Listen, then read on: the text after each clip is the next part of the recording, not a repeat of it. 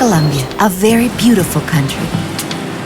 When I wondered what is behind so much beauty, I discovered something I hadn't seen before. I understood why the Caribbean is called the Great Caribbean, because in addition to beautiful beaches and seven-colored seas, it has a Sierra Nevada. Here, your itinerary doesn't begin with a formal speech, but with the sound of the sea, with the smell of coffee, or with bird songs. Here, your itinerary doesn't come to an end, because the excitement never ends. This is another kind of beauty, a new beauty that invites us to protect it, to preserve it, a beauty that endures. Colombia, the country of beauty. Hello everyone, welcome to the Goway Industry Insiders webinar series.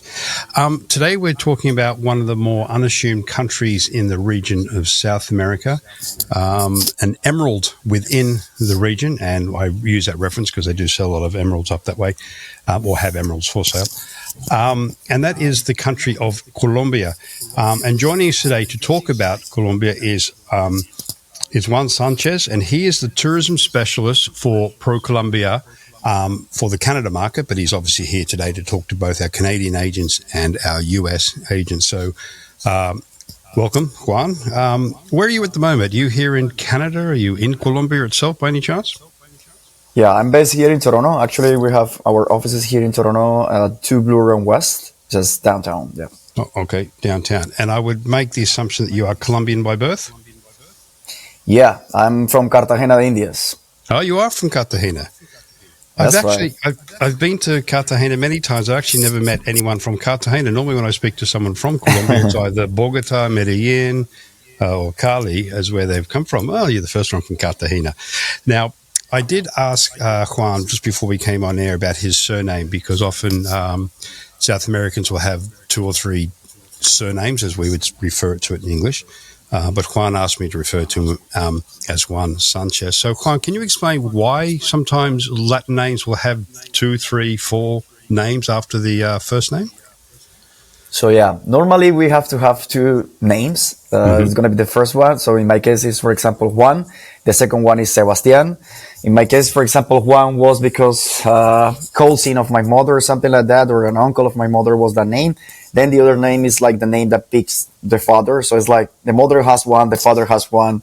And then you have 2 last names. One of them will be the first one is the one of your father, and the second one is the one of your mother.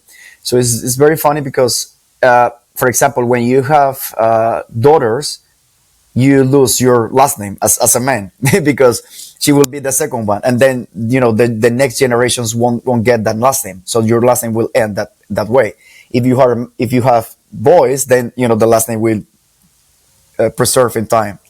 Right. Yeah. So I guess it's similar to the Western world because, well, historically at least, the female would take on the male's name. So again, if you had a daughter, you would lose your name because that's obviously changed here. Is it changing down in South America in that respect? That whereas here historically women would take the male's name, now it's very common for the women to either keep her name and the male's surname or completely go by her name only. No, I think it's very, very like that, like very democratic. It's very respectful, Right. like to have both and like to preserve both families. And, we are very familiar people. Colombians are very, very familiar, very warm people. So that is part of our essence. That's why we have both, because you have that relationship between the 2 families, like the family of your father and the family of your mother. So that is really deep. And that's why you preserve both always. Unless, for example, as you would say before, like let's say a woman from Colombia get married with someone from US or Canada. And, over here is very typical to do that. Like you just get the last name of your husband or something like that.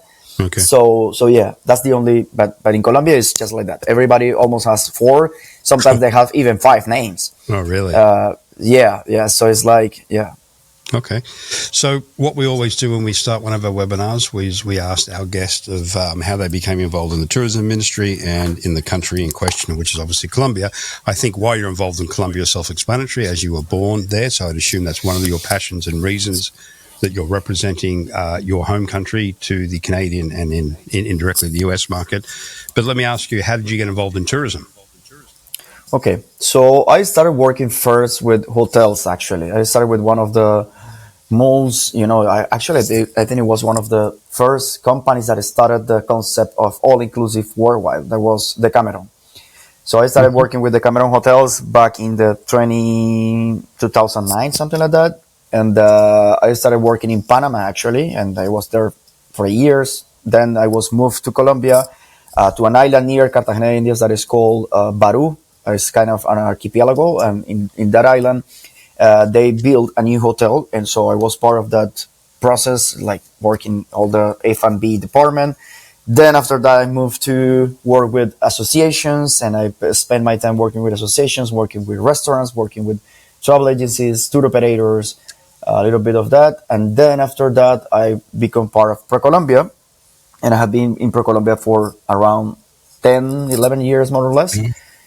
So yeah, you know that thing that says, like, even though I didn't study anything at the beginning related to tourism, once you get into tourism just, you know, get you, and you're no longer able to get up from there because you get so passionate about it and so in love of it. So I just studied tourism actually a couple of years ago, like in 2019. I did a master on tourism planification and management, and that was it. The only part that I did about tourism, the rest was more like the economic and the, bachelor thing, finance and some other things Right. that I have never worked on that at all. So, but yeah, it's how I get here.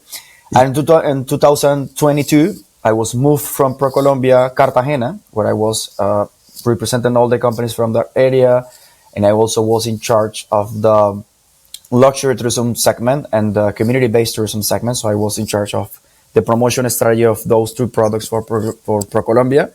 I was moved in 2022. I arrived on August 2022 to Canada, and since then I'm here. Okay. Do you miss Cartagena?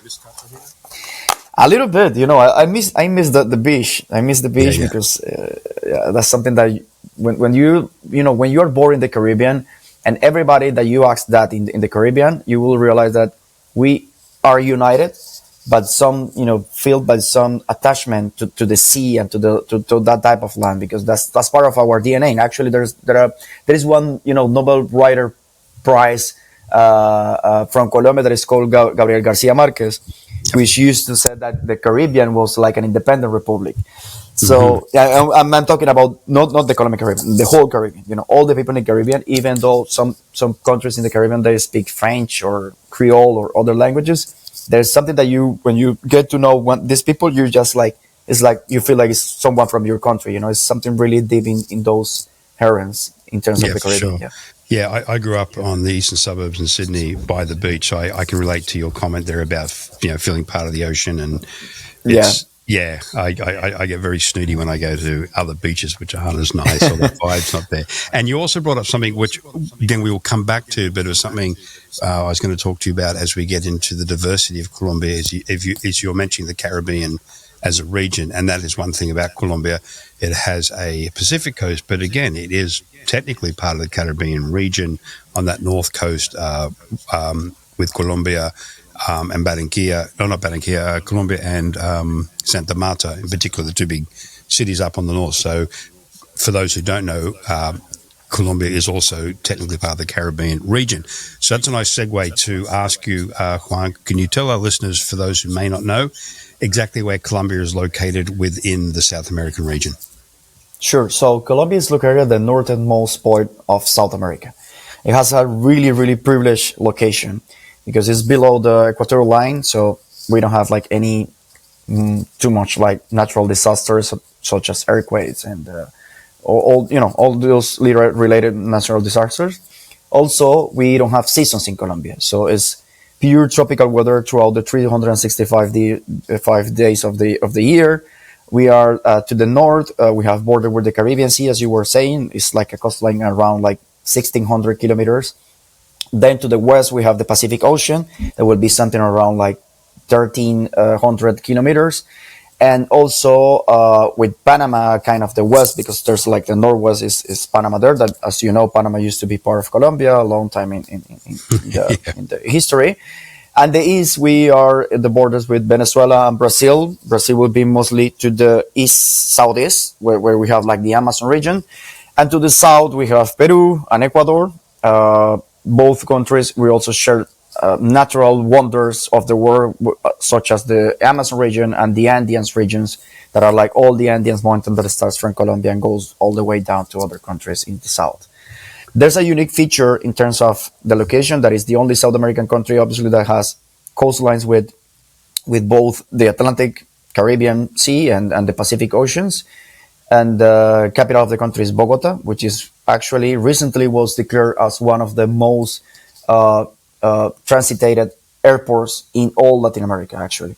So that's something really good. It moves a lot of travelers the last year that, make us has this label of being the biggest, not the biggest, but the one that moves more travelers in all South America and Latin America. Yeah. No, it's again, we won't get into the details here, even though I love my history, but it's worth remembering too, as Juan mentioned back in the day, Panama was part of Colombia, but also you had Venezuela, Colombia, what is modern day Ecuador, and Peru was all called Gran Colombia, as it was breaking free from the Spanish rule and independence through a gentleman that you will see a lot of throughout South America, but particularly in Colombia and actually also in Venezuela, if you ever get the opportunity to go there, is Simón Bolívar. And he would be like the George Washington of South America in regards to sort of fighting for and gaining freedom for what are now modern-day Venezuela, Colombia, Ecuador,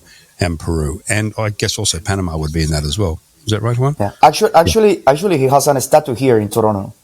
I saw a statue here of Simón Bolívar here in Toronto. Yeah, there's a part that has a statue of Simón Bolívar. I don't know why, to be honest with you. I haven't investigated anything to relate it to that, but there's a statue of Simón Bolívar here. I don't know why. But, okay. Yeah. Yeah. Well, again, he's a very famous historical figure in this area. Yeah. We do have a lot of Colombians in Toronto. That might be part of it. Or we have a lot of Latinos or Latinas in Toronto. That could be part of it as well. Okay, so as Juan mentioned, it's bordered by many countries and also some beautiful oceans. And Bogota has always been a hub, air hub, to get to the rest of the region, be it Central or South America. So, Juan, if someone is coming from Canada or the US, flying into to enjoy Colombia, what are the main gateways out? What are the main gateways in to get into Colombia? So the first thing for you to know, we have around 400 and more than 400 direct frequencies from the North America to Colombia. I'm talking about US and Canada, and around more than 76,000 seats available from North America to Colombia. So we are connected mainly with the main airlines of US, American Airlines, JetBlue, Delta, all of that. In the US is 12 cities. There are Boston, Tampa, Chicago, Dallas, Washington, Newark, Atlanta, Houston, Orlando, New York, Miami, Fort Lauderdale, and I think that's it. And from Canada is Toronto, Montreal, with a new thing to come, maybe with Sunwind, that we are starting maybe a new destination. And actually, with Air Transat, there will be a new connection from Montreal and Toronto to Medellin this year. Will be a new connectivity that they will have, and it's a new destination coming up.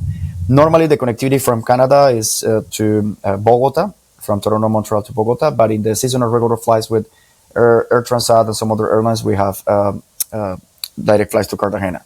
The major airline that we have is obviously Air Canada in terms of the capacity and the frequencies that they have, and they are one of the major allies that we have here in Canada to promote our routes. Right. Now, as I mentioned, particularly Bogota is a hub for the region as well. Exactly. So if someone's coming or they're spending some time in Central America or they're in Colombia and then they want to connect to Ecuador, excluding any land transfers, which you can do from Colombia into Ecuador, into Venezuela as well.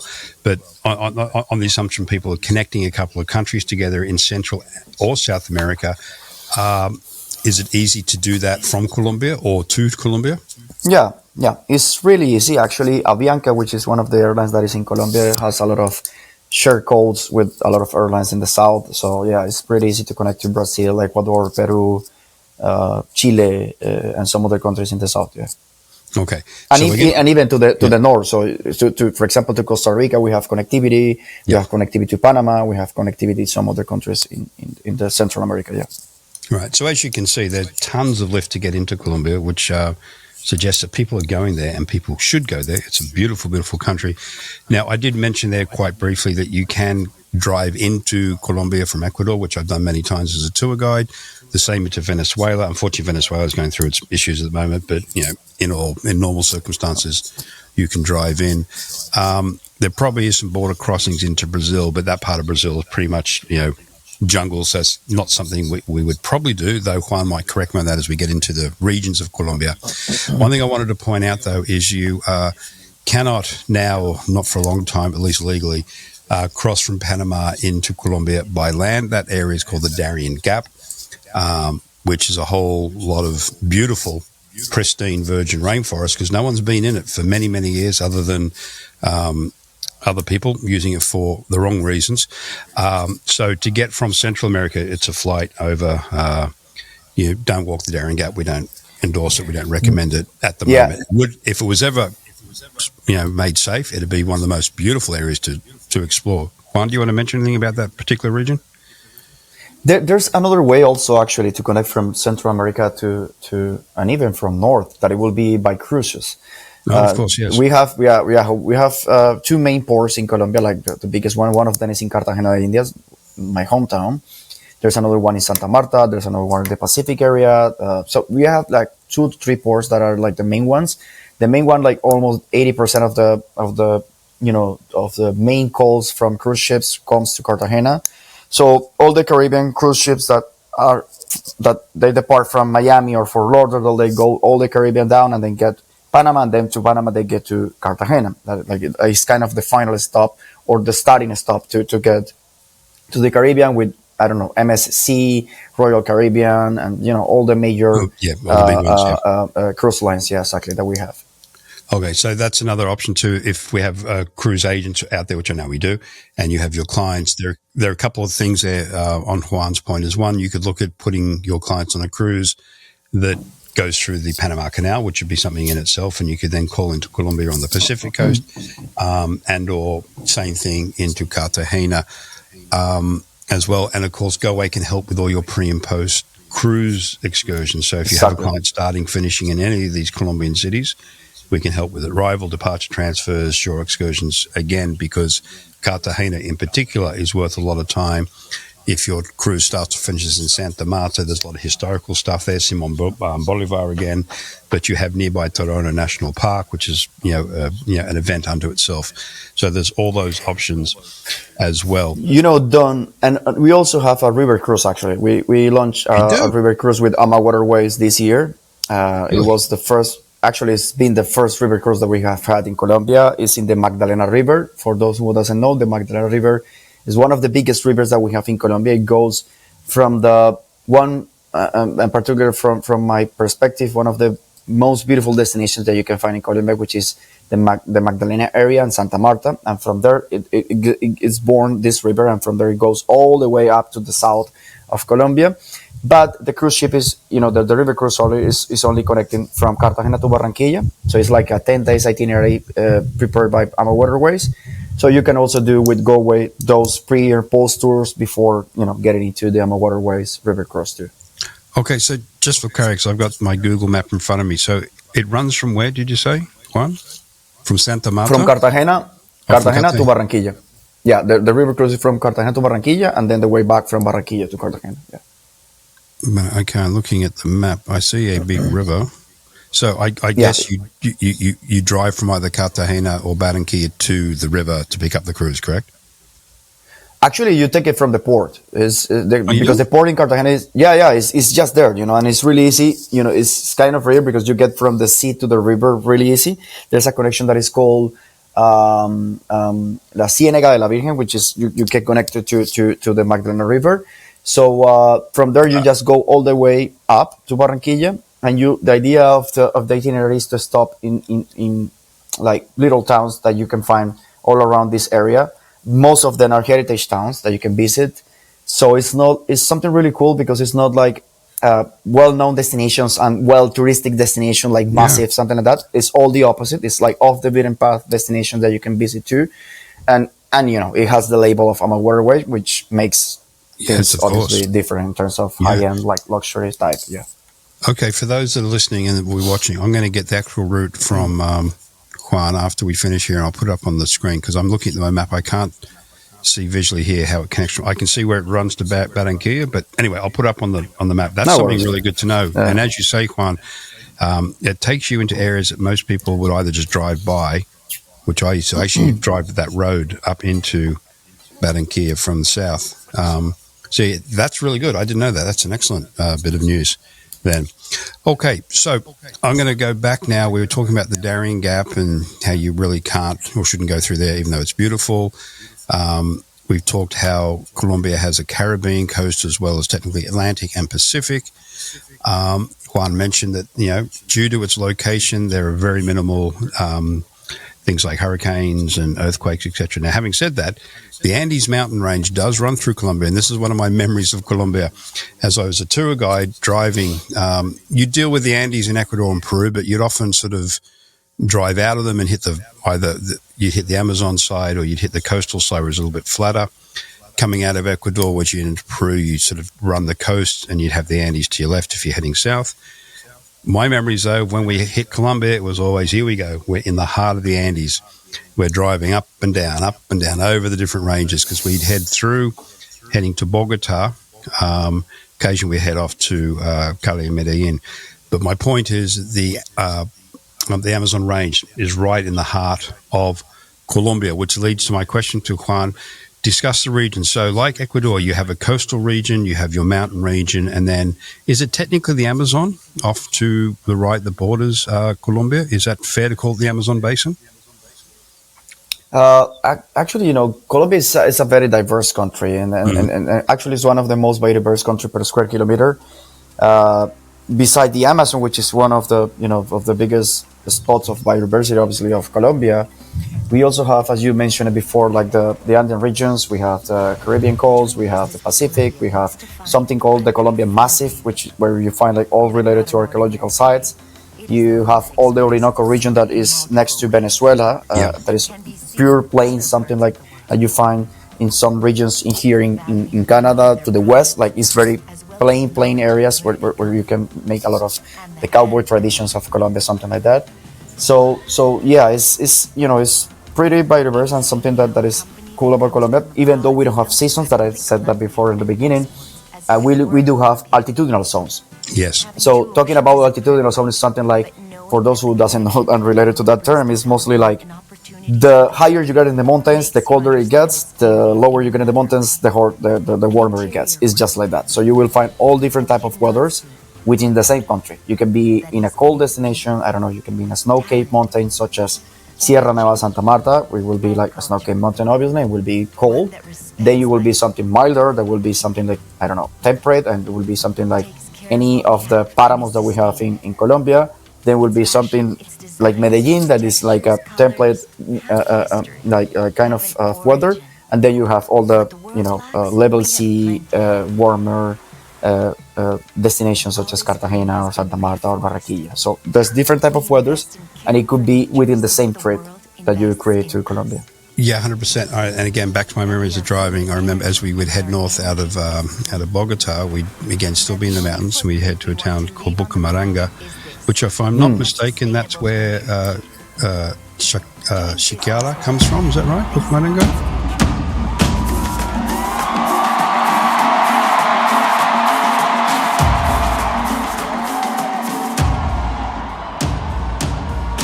No. Shakira comes from Barranquilla. Oh, she's from Barranquilla. It'd be good. But as we headed north from Bucaramanga, I remember distinctly too, we'd come out of the mountains where it was cooler. And if you go to Bogota, you might be surprised. You're in Colombia, you land in Bogota, it can be quite cool, particularly at night due to its altitude. But I remember the drive out of the mountains. We'd come out of the Andes, head down to the sort of the plains, the northern plains, heading towards Barranquilla and Santa Marta, and you'd feel the humidity and the heat rise. It was amazing how, I wouldn't say quickly, but how noticeable the change was, as you mentioned, Juan, within a day. So that leads to my question of getting around Colombia. Now, as I say, I drove through it. So we experienced the Andes. We went up the middle most of the times. We went down the Pacific coast once or twice. If someone wants to see all of Colombia and time is a concern, and they don't have time to drive because as beautiful it is driving through the Andean mountain range in Colombia, it is time consuming.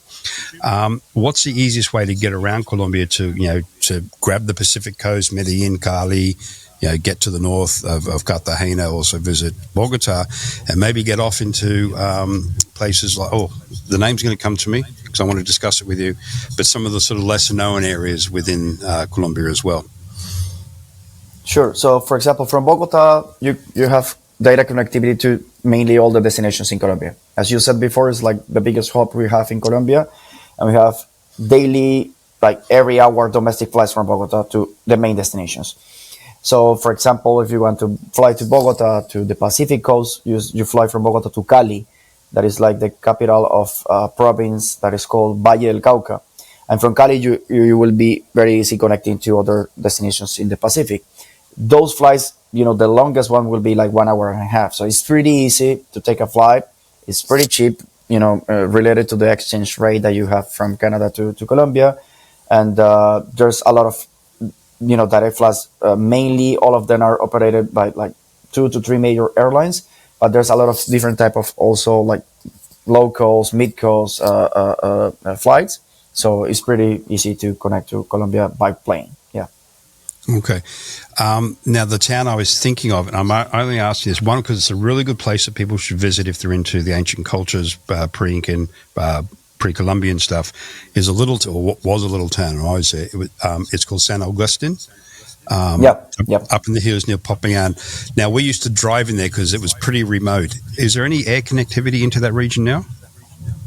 Yeah, actually, it's in the Huila region. There's something that you can do to connect to the Huila region. I'm not pretty sure which airport will be, but there's a flight in near the area where you can go to, and then you will have the opportunity to get to know that impressive, as you say before, impressive region.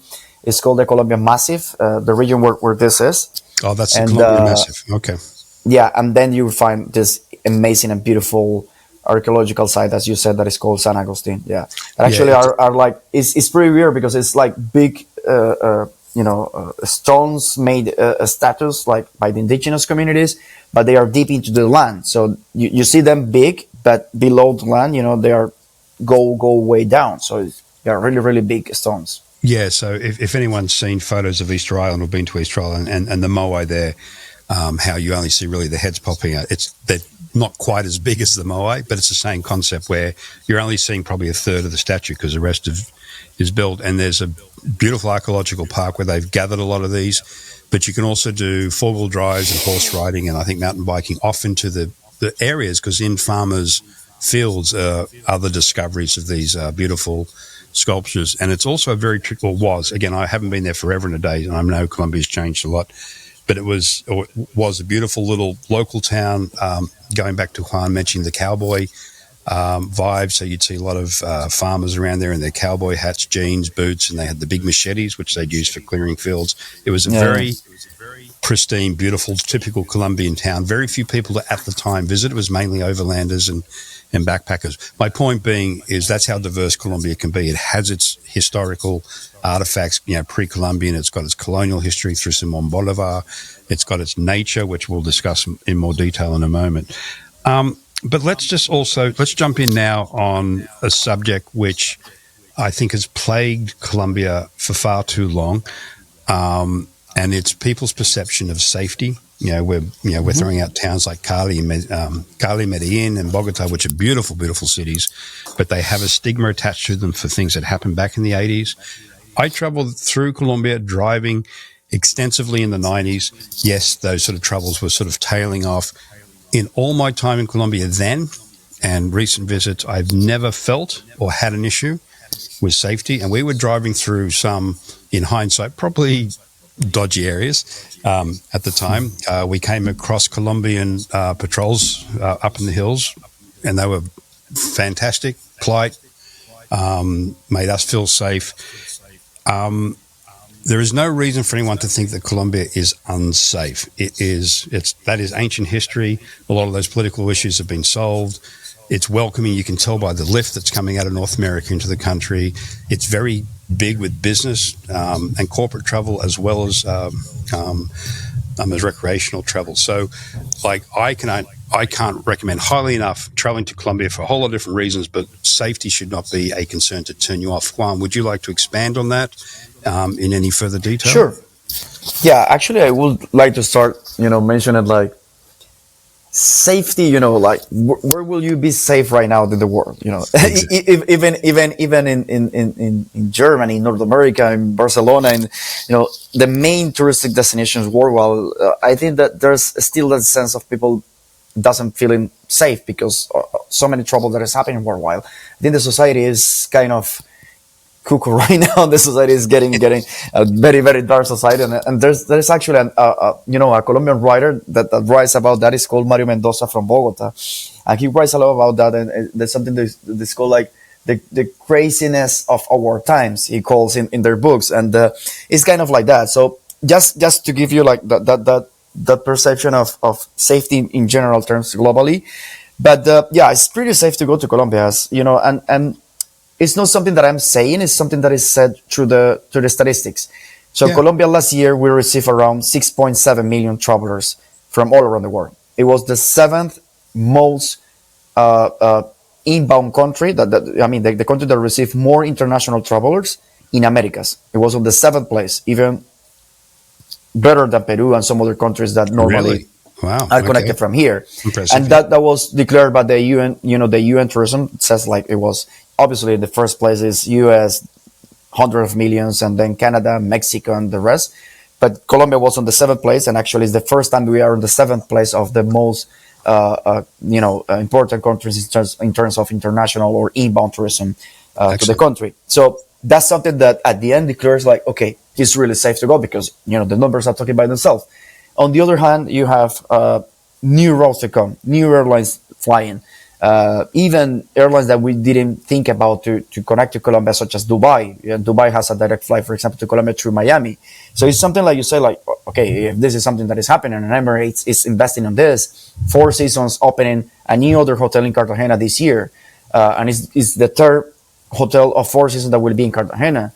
And the major hotel chains such as Accor, Intercontinental, W Hotels, Hyatt Regency, all the major, hotel investors that you can imagine are right now in Colombia. So something is happening near River Cross. I'm a waterways traveling there, and that I think is the best, way to showcase that Colombia is really safe about it. Because if they are investing there, and if everybody is traveling and the traveling is increasing, then something is happening in Colombia, right? Yeah. So, I agree with that. It's obviously not only just through the investment by foreign countries in there, Four Seasons, etc., but just from first-hand experience. Again, I'm talking the 90s even, because I'm often asked for my travels, what are some of your favorite countries? I can never really answer that one. I can answer two questions. What's my favorite city? Would easily be Cartagena, Old Town Cartagena. But a story or an anecdote I often use about traveling the world and modern day press and perceptions of countries is the countries I felt the safest or have been welcomed, and I've been welcomed everywhere, but where it really stood out, and maybe it was because of preconceived ideas going in, were countries that you would think wouldn't be because of what you're sort of fed through press. And one was Colombia, the other one was Pakistan, the other one was Iran. All three countries were amazingly welcoming. And the example I always use, particularly with Colombia, is as an overlander, on certain nights we would what we call bush camp. We just find a place at the end of the day, pull off the road, and set up camp and do that. Now in Colombia, particularly in the Andes, it's a lot of farmland, and a lot of these sort of off the roads are fenced, like they're farms. And one night in particular, we could find nowhere to park. We had to get somewhere secure. That's not to do with Colombia. It's just you want to be in a safe environment if you're camping. And we literally pulled into a farm. We knocked on the door and said, "Can we please camp in your front pasture area?" And they said, "Yeah, of course you can." And then they invited us in to use their bathroom. The next morning, they made breakfast for us. And it was just, and I always, flip it around. Think about it. You're in Toronto and a big truck of Colombians or Peruvians all together show up. They can't speak English that well, and they ask, can they camp in your front yard? Do you think you would actually say yes and let them do it? Probably not. But in Colombia, it was like, not only yes, but like, come into our house. And that's such a good example of the welcome that we always received in all of Latin America, but particularly in Colombia. So again, I can't speak high enough of it as a safe, secure destination to go to then, and particularly now with some of the facts that Juan has brought up. Okay, so with all the different regions, as I mentioned, or you mentioned as well, it's cool at altitude. The Caribbean coast is what you would expect, warm and humid. Pacific coast is a little bit dry, but still beautiful and sunny. Then you've got, is it the region called Llanos, Los Llanos? So yeah, Los Llanos Orientales is actually in the border with Venezuela, and you will find that even the side of Venezuela is kind of the same people. There's something cool about South America, because if you go to the south of Colombia and you have the Amazon, it's something very particular about the Amazon, that even though there's an Amazon in Colombia, there's an Amazon in Brazil, and there's an Amazon in Peru, the indigenous communities, they don't care about it. They're just indigenous. Yeah. They are not arguing about, oh, I'm from Colombia and you're from Peru and you're from Brazil. They don't mind, They're just living in the land. So people, that's I think that's the best example to address a topic that right now worldwide is really, really deep. That is like the borders. Why exist the borders? Why they should exist? Because at the end is the land should be for everybody, and everybody who will have the opportunity to live on it. So, talking about the Llanos, that's something very particular. Like in those Llanos Orientales, that is part of the Orinoco region. It's Amazon Orinoco region, that is one of the biggest regions that we have. You find that particularity of mixing the how do you say, like the costumes of the people within the two countries. They share the same type of costume, so it's pretty difficult to say like, okay, let's say something like, for example, in that area, there's a dish that is very particular, that is like beef. That is prepared there, that is in sticks, and they put like the beef on the sticks, and they just put some how do you say, like fire on below on the bottom of the sticks, and the meat get hits by this fire at the top, so it's like pure sticks. And that preparation, sometimes there's people that say like, okay, is this from Venezuela, is this from Colombia? It doesn't matter. At the end, it's part of the region, and the end is part of the area. So yeah, the Orinoco Amazon region is one of the regions. We have 6 regions in total. The Amazon Orinoco, where you mentioned there was Los Llanos. We have the Eastern Colombian Andes, for example, where we have the capital, that is Bogota City. That destination that you mentioned before, that is Bucaramanga, that you were driving through. Yep. We have the Pacific coast, the Pacific region, where we have for example, the capital of salsa music was there in Cali. That is like the capital of the Pacific region. Then we have the Greater Colombian Caribbean at the north, and the Colombian Massif, that is also kind of the southeast, and that will be it. Like those are like the 6 main regions that we have in Colombia mainly. Yeah. Okay, so what's the best time to go? Because we're talking coastal, we're talking Amazon Basin, we're talking the Andes, we're talking Caribbean coast. So they're all going to have, again, you say there are no seasons per se, but I'm sure there are different moods environmentally if you go into each of there. So is there a best time for all of Colombia, or should you only go, say, into Los Llanos at a certain time of the year, be it because of the weather or because I also believe that's the area where you can see big anacondas and stuff. Like, are there certain times you should look at Colombia, or is it pretty much any time of the year? So, talking about seasonality, as you mentioned it, there's no season. So if you think about the weather, it's going to be the same the whole year. We do have like some dry and rainy seasons. We do have that. But there's something that happens in this type of countries in South America that is a phenomenon that is called El Niño and La Niña, that changes the way it rains or not. So sometimes I can tell you, like, I don't know, normally it rains from December to, I don't know, February or March or May or whatever, but that could change. So I don't like to say too much like, okay, this is going to be rainy or not, because it changes so much that is very difficult and hardly to say and to mention where it's going to be raining or not. But actually, it's not that the precipitation is not really high in the general terms in the mainland destinations. So I will say, not talking about weather, but talking about what are the busiest months or seasons. I will say like the busiest one will be between December 15 until January 20, something like that, because it's like where all Colombians tends to travel more, because it's like the high season of vacations for all Colombians, where Okay. it's December. December for us is something very important, so people try to travel the most over there. So maybe to find a hotel, I don't know, in Cartagena or Medellin, it will be kind of difficult at that time because it will be full in terms of arrivals. So I would say that in terms of that, the best month will be May or September or even October, where you don't have like any too much like visits. Talking about some specific ecosystems of Colombia, with that, for example, the one that I have over here on my back, that is Caño Cristales. So Caño Cristales is a colorful river, but that's something that is seasonal. So is the algae is the one that gives the color. The color to the river is so amazing, because you get to the river and the river is so many colors, man. It's like orange and the pink and the purple, and it's so amazing. And you can get inside actually of the water and see all of this. So that is something that happens seasonal. So I would say like you have to think about that if you want to see this, because otherwise you won't see the colors. If you want to make humpback whale watching, that's something that is in a season. So it depends on that also in terms of niches or some particular products. But in general terms, it's just like that as I'm telling you. Yeah.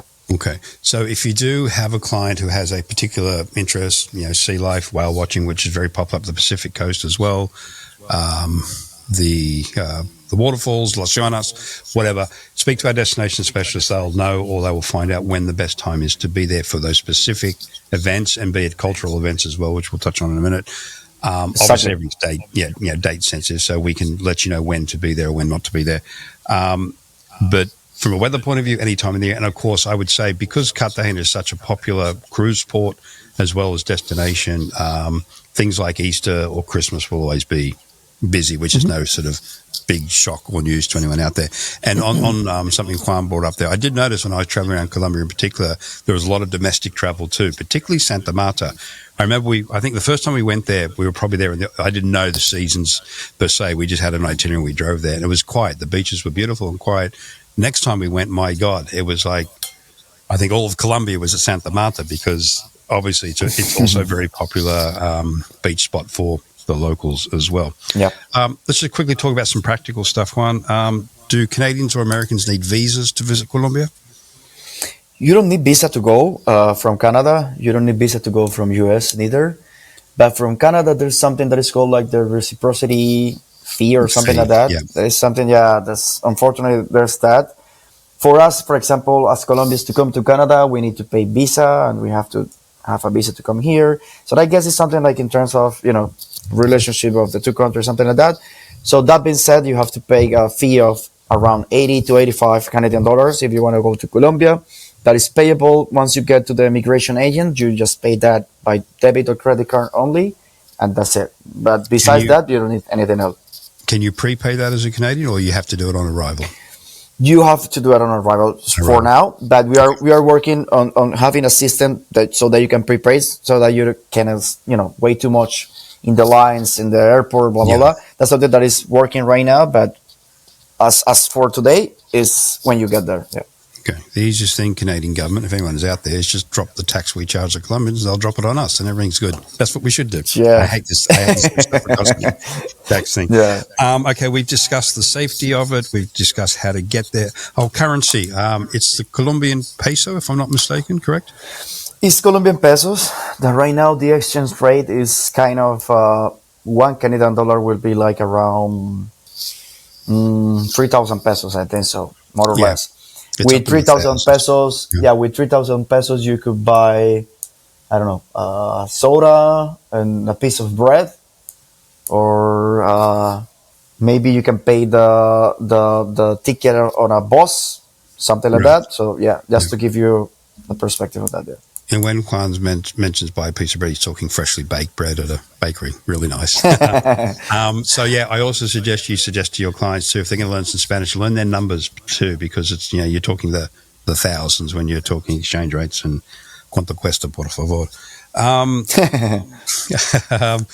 You mentioned the indigenous populations off in the Amazon basin. So from a cultural aspect, it's quite easy from a travel agent's point of view. If they sell Ecuador, Peru, and Bolivia in particular, what I generally term the Andean countries, you are as well, Colombia, you have the Andes there, but it's definitely more prominent in Ecuador, Peru, and Bolivia.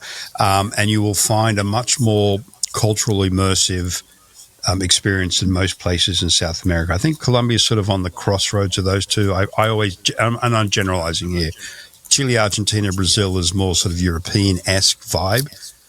They all have their indigenous cultures. There are things very specific to each country. Don't get me wrong, but I'm broad stroking here. Ecuador, Peru, Bolivia, you will see in the streets, you will see the indigenous, the ancient Incan vibe there.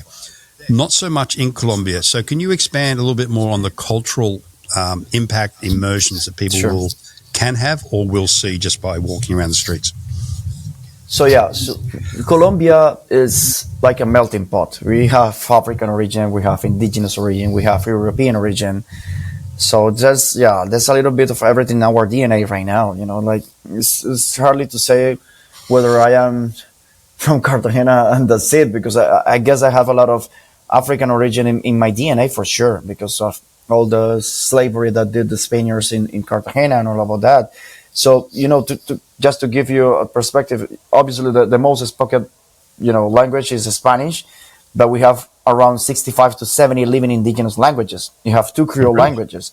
Wow. We have 1 African origin language, for example, that still remain, that you can go and visit and see the people speaking in this language. That is the Palenquero language.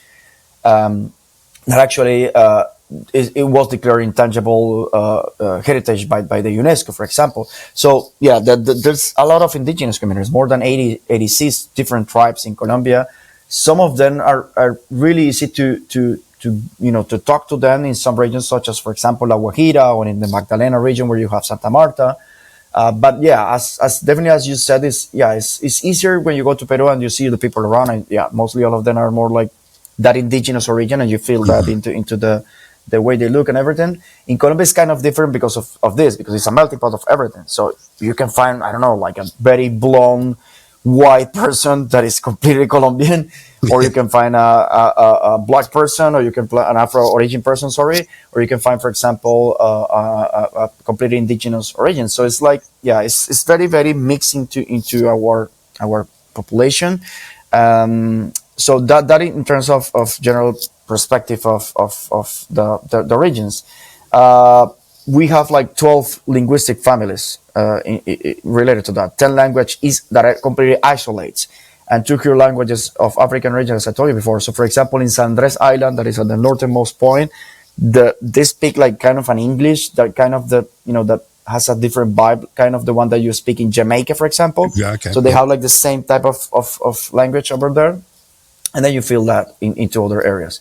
There's like the possibility for you to go and to meet indigenous communities. For example, there's one of the most beautiful treks that I have ever seen. That is the Lost City trek that is in the Santa Marta region. Yep. And once you get to that, it's kind of similar to Machu Picchu, given the proportion of Lost City that is a little bit, it's way, smaller. But the difference is like in Lost City trek in Colombia, you get to see the indigenous communities in their own land, So when you're walking and when you do the hiking, they are around you. You're there, they are watching at you, and you have the opportunity with some tour operators there to get to know these communities and to make interchange with those communities and to eat with them and to be with them. So and like that, there are some other experiences all around Colombia where you can have the opportunity to experience with indigenous communities of Colombia, to learn from their biocentrism, to learn from their customs and all about that. And that's something that we are really, getting better in terms of the promotion of the as a product, as a touristic product, but also more than that, we are doing it in a very respectful way, in a very sustainable way, so that these indigenous communities showcase to the world what they are, what they do, but without affecting the way of living of them and without bringing this massive tourism to them. Yeah. We are doing it in a very, very proper way, so that doesn't affect the way of living for them. Yeah. Yeah. So I think everyone out there, you are hearing like how diverse Colombia is and what it can offer a traveler, and not just a first time and only time traveler. Like there's many reasons to go back. It's not a huge country from a geographical point of view compared to some of its neighbors. It's bigger than Ecuador, not as big as Brazil, that type of thing. There's so much to see and do. And there's something that Juan mentioned there, the trek to the Lost City. It's often compared to the trek to Machu Picchu in sort of physical challenge, but it's they have that, they being Colombia, had that sort of draw point of a famous trek to the lost city. Of course, it's lower altitude. You're generally trekking in humidity.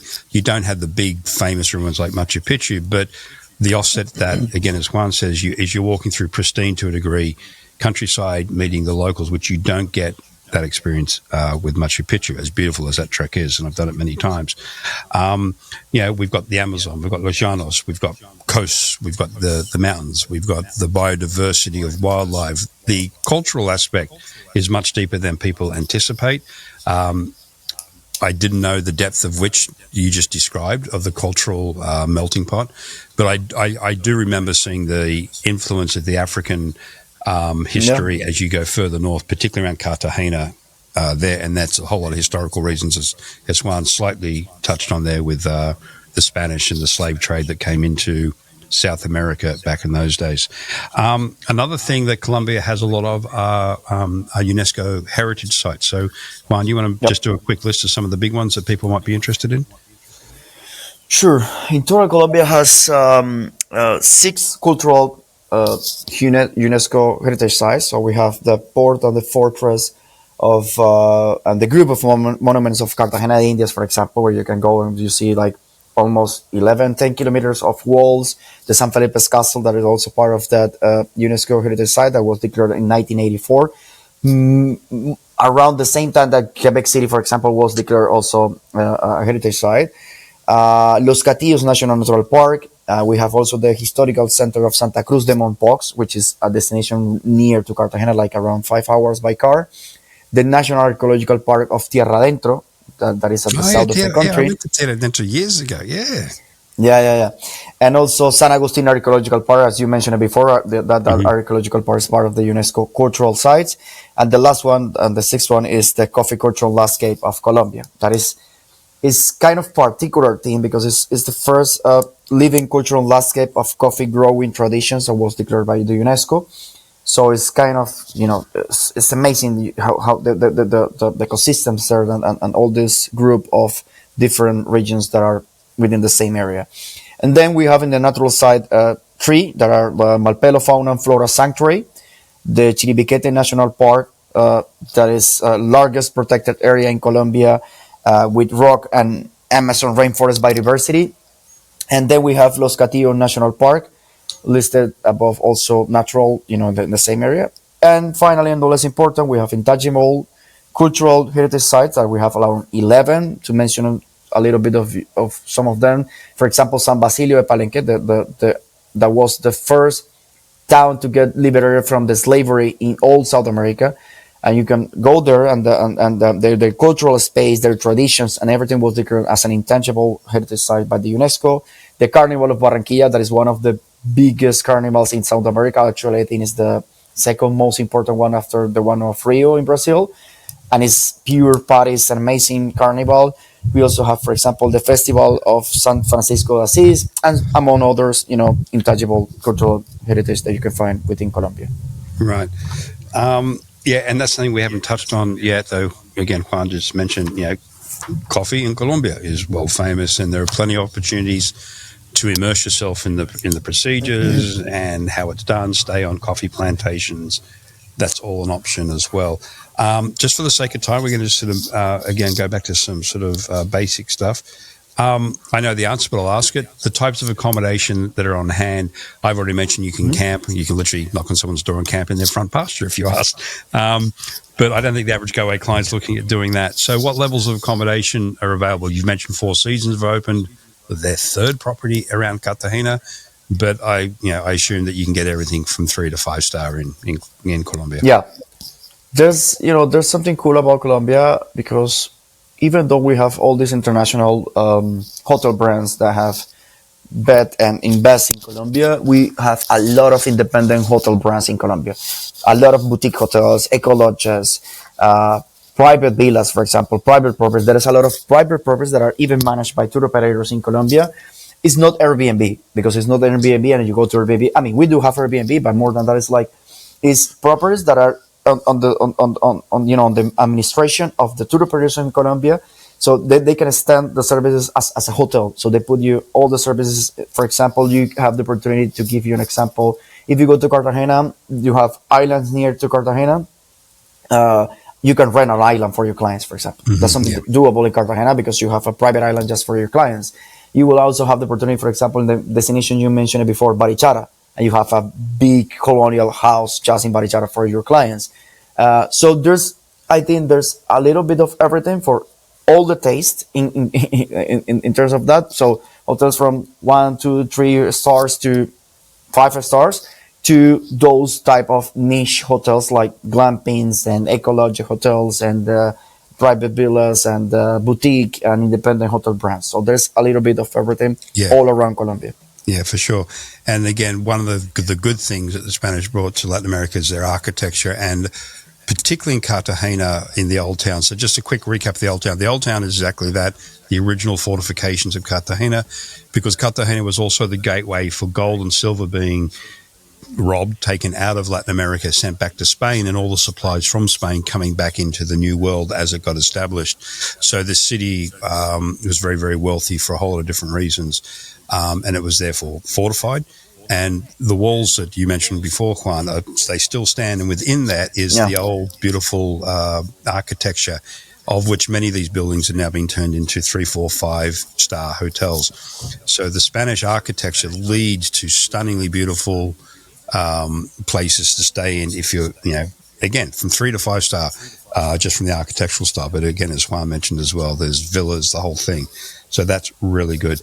As a flip side to that, I guess Cartagena, particularly, Colombia, and particularly the big cities, Cali, Medellin, Bogota, would be good for conferences and or large groups coming into the country if they wanted to do something like that.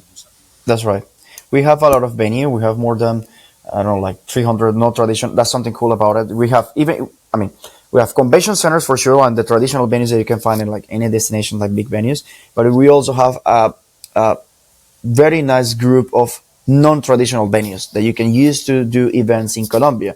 So, for example, you can have a completely square to do an event in a colonial town for you to have something there. So that's something particular that we have, for example, a salt cathedral, a cathedral that was made by salt in Zipaquirá near Bogota, where you can have events there, and it's very beautiful. It's just like deep in a cave, and you go into the cave, and you have this cathedral made by salt. So there's like this off the beaten path type of venues that you can find. They hold weddings in the Salt Cathedral as well, don't they? Exactly. You can make weddings over there. You can do dinners, whatever you can do in terms of events there.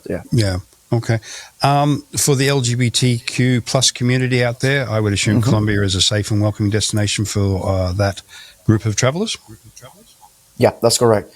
So talking about the LGBTQ plus, actually, Colombia is a very safe destination in terms of that. And there's like 3 major aspects that I always like to mention. First, progressive rights. So same-sex marriage and adoption are legal, and anti-discrimination laws are in place, for example, right now in Colombia.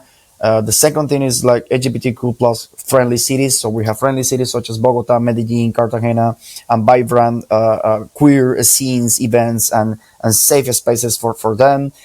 We have, for example, companies that have had certifications into LGBTQ plus, label that are part of ILGTA, for example, association. And the third and the most important is inclusive events. So, for example, we have Colombian hosts. Colombia has hosts, for example, pride parades, queer film festivals, and LGBTQ plus inclusive tourism experiences year round. There are some things that, like there's a fun fact, for example, that Colombia has one of the biggest, the biggest LGBTQ plus disco in all South America, that is called Teatron in Bogota. Is really big, man. You can imagine how big is this disco, and it's really nice. They have like different floors. Each floor has its segment, and you can get into all the things. And the party is, it's amazing there because it's one of the best ones you can find in South America. Right, and not this is a gay community only thing, but we haven't even got into the music that comes out of Colombia.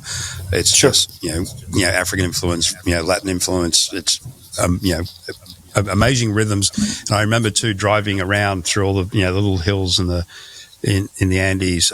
You drive into towns, these little towns, and each town was sort of, you're entering, there'd be a police stop, which is standard, nothing to do with safety, just what they do. You go over the speed bump, and as you come in, you'd hear the music because every little store was playing salsa music as loud as it could be. Lots of flashing lights. And a really cool thing about Colombian trucks too, particularly at nighttime, is they light them up. They put lights underneath them so they look like flying saucers. It's a really cool country. And again, it's like literally full of life. It's just music, food, and we haven't touched on the food as well.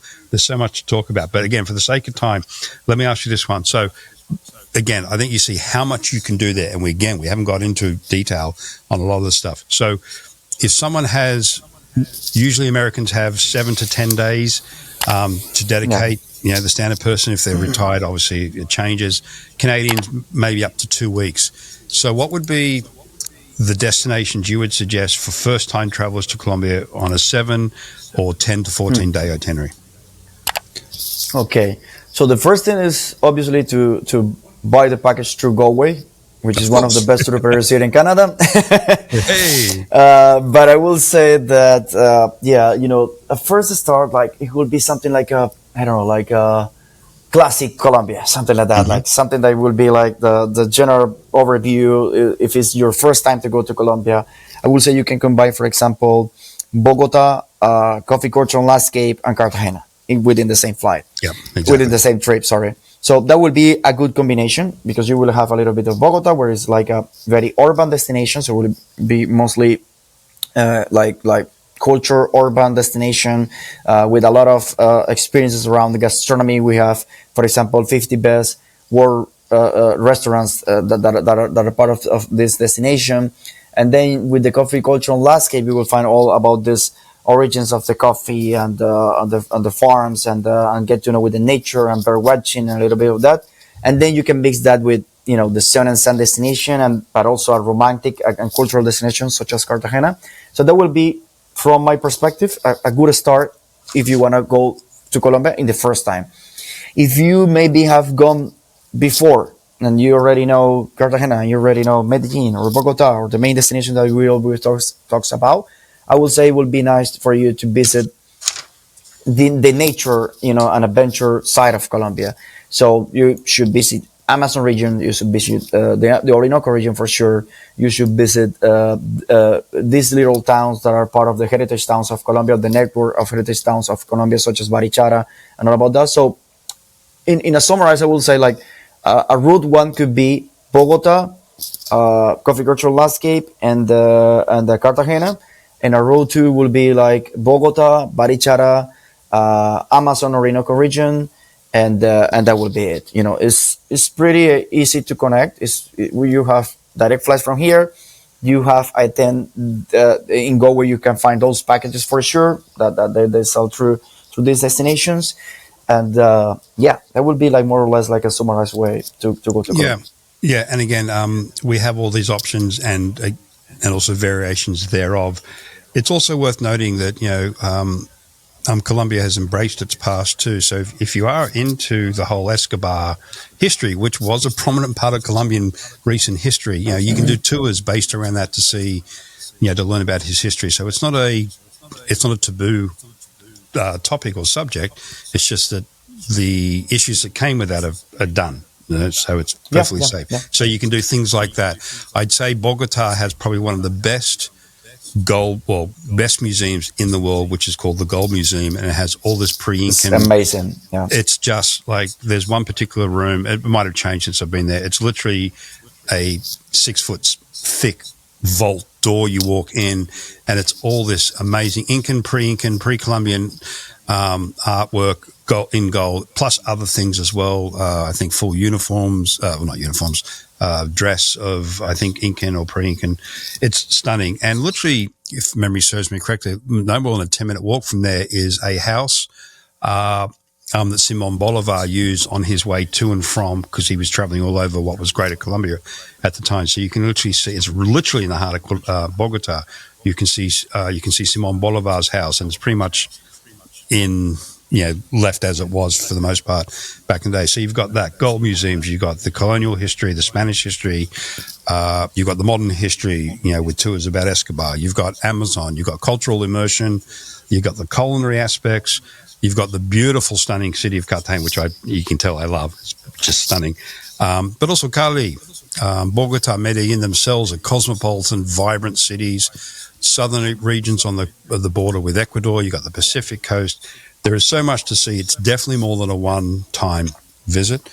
We understand people don't always have multiple lengths of time in each trip, but it's definitely something, and I do say this about most countries, and most countries are like this. You can go back 2, 3, or 4 times and you will see something different. But I think most people only think of Colombia as probably as Cartagena and Bogota, that classic itinerary that Juan just mentioned. But there is so much more to the country. Oh, yeah. It is so welcoming, always has been, it still is to this day. Juan, is there anything you'd like to leave our listening audience with before we say ciao? Well, I think that Colombia is one of those destinations that you really need to visit now, that is not as massive touristic as other destinations. So you have to take the advantage that right now we are not that touristic to really visit it, to really get deep into it, to really feel that sense of pristine areas, pristine destinations that you can still found out in Colombia. You can still feel like, okay, nobody have been here before. Like, what is this? To feel and to breathe the pure air in all the major areas that you can find into nature and adventure in Colombia. There's a good thing that, as I mentioned from the beginning, there's direct flights from US, there's direct flights from Canada, so it's pretty easy to access to Colombia. It's not as far as you think. It's just from Canada, it's just 5 hours and a half, which is not that bad if you think about it. And from US, it could be sometimes 3 hours, for example, from Miami, or 4 hours from other destinations. So it's pretty easy to connect. The exchange rate is also going to help you, because it's going to make your trip, it's not a cheap destination, because we don't like to say that it's cheap. It's just affordable. It's something that you can really afford, and you can have the cost benefit relation will be really nice, because you will get a really nice product, a really nice service, really nice experiences within an affordable price that you can get to. So I think now is the time to go. And the numbers are speaking by themselves to say that loudly. So I think it's the best time. Whether you are a nature or adventure traveler, whether you are a cultural purist, or whether you are just a dynamic traveler, that you can change your type of consumption within the trip, like maybe you can consume culture and nature and wellness or whatever. All of this is in Colombia. Mainly all the things that demand the Canadians nowadays, that are mainly in sustainability, culture, nature, sun and sand, wellness. You can find all this offer in Colombia for sure. Yep. Now, if there was a silver lining to the perception that Colombia was not safe, it's something that you mentioned, Juan, that a lot of people didn't go there.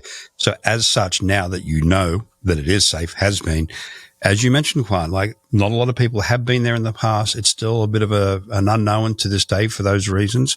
And again, Colombia never shy in embracing their history. I think the tagline back in the early 2000s was, the only risk you'll have is in wanting to stay, or words to that effect.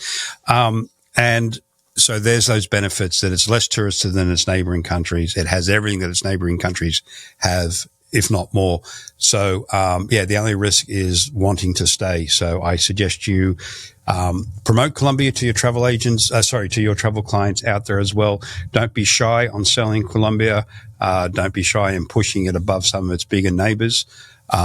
As well, it's got everything that you and your clients could want. If you have any questions about the destination itself, you can speak to one of our destination specialists who know the region inside and out. In particular, our Canadian agents can reach out to Juan and PROCOLOMBIA directly, as you can in the US. If I can get the information from Juan after this, I'll put up the US contacts as well as our Canadian contacts. So please, feel free to go directly to the tourism board, PROCOLOMBIA. They're always willing to help our travel agents in partnership with Goway. Goway has our team standing by to help you with any Colombian quotes you may have. On that note, as always, thank you to our guest, Juan, for joining us today. Appreciate your time. And again, as always, thank you to you out there for giving us your time to listen in on what is one of South America's best destinations. On that note, adios, everyone, and muchas gracias, Juan.